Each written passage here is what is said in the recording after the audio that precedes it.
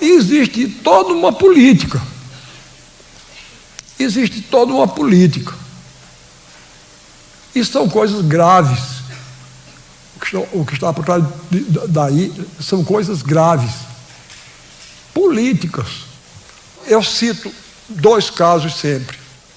Um é o caso da Índia, que foi dominada politicamente e militarmente pela Inglaterra, mas como tinha uma cultura forte, própria, peculiar, singular, deu um caminho político para a Índia se libertar. Quando eu falo a vocês na lavagem cerebral que nós recebemos desde meninos, é porque eu mesmo eu mesmo sofri essa lavagem cerebral. É um filme profundamente significativo. Ele se baseia num poema de Rudyard Kipling, que era o poeta do imperialismo inglês. E a ação se passa na Índia,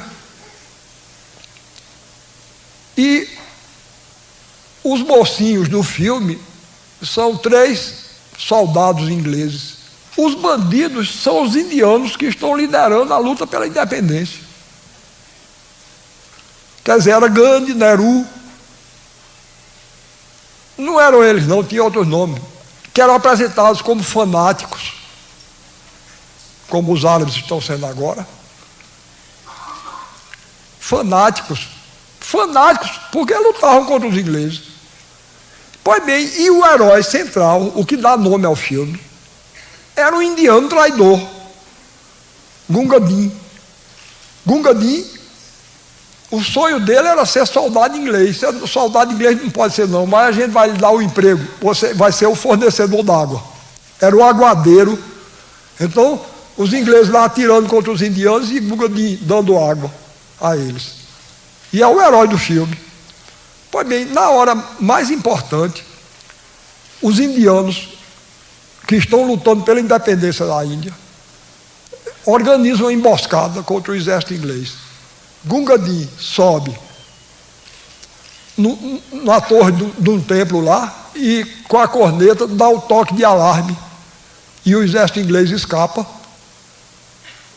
E agora os indianos vão e metralham Gunga Din. E a cena final é o enterro glorioso do herói Gunga Din.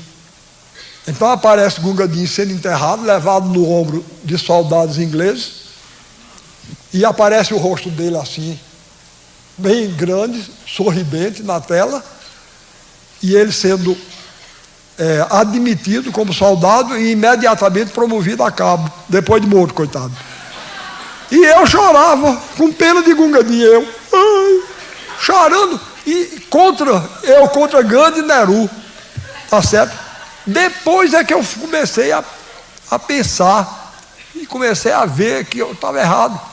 Mas agora, eu estou contando uma coisa do cinema dos anos 40, ou dos anos 50, por aí. Mas mais recentemente, a gente tem a versão moderna de Gunga Din, Indiana Jones.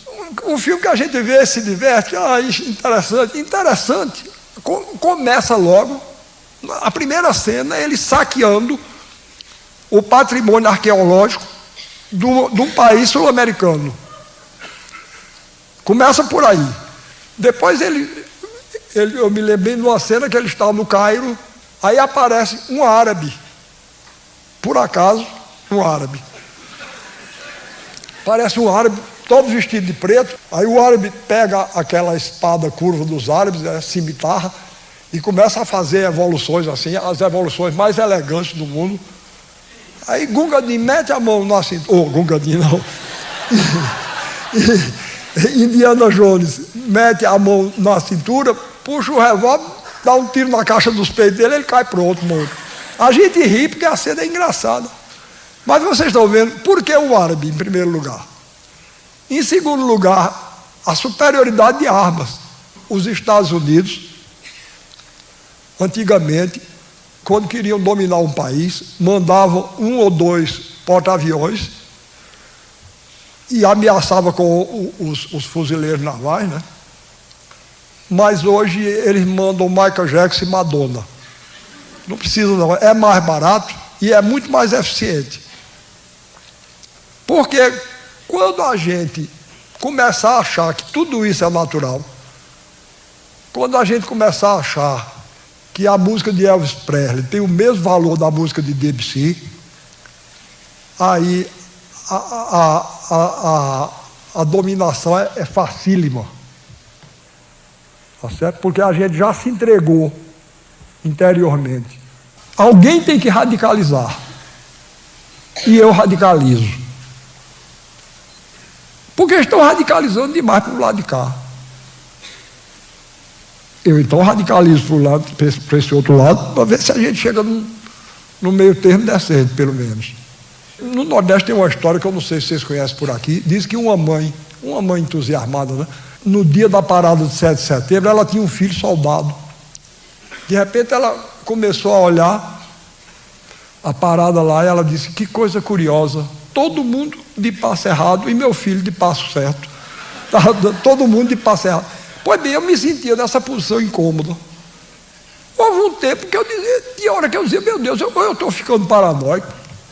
E é possível, só eu esteja vendo o perigo dessa coisa.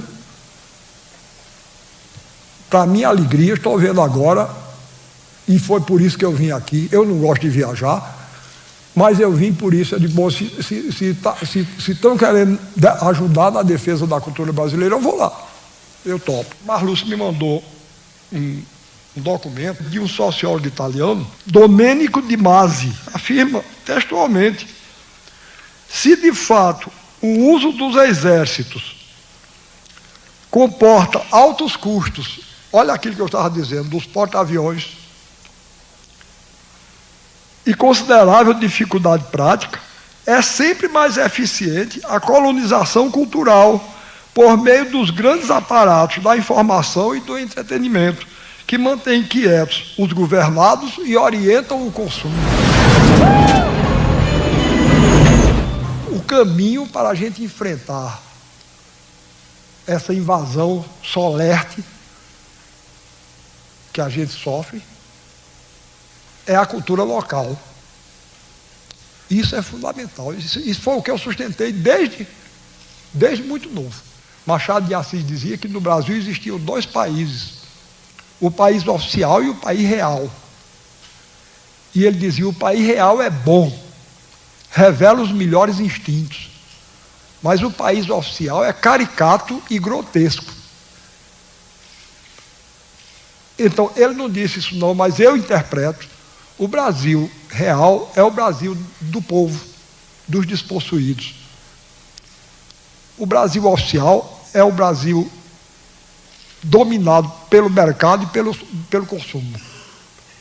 Então, se ele nascesse hoje, Machado de Assis, ele veria que a distinção continua e o país oficial está pior, mais caricato e mais grotesco que no tempo dele.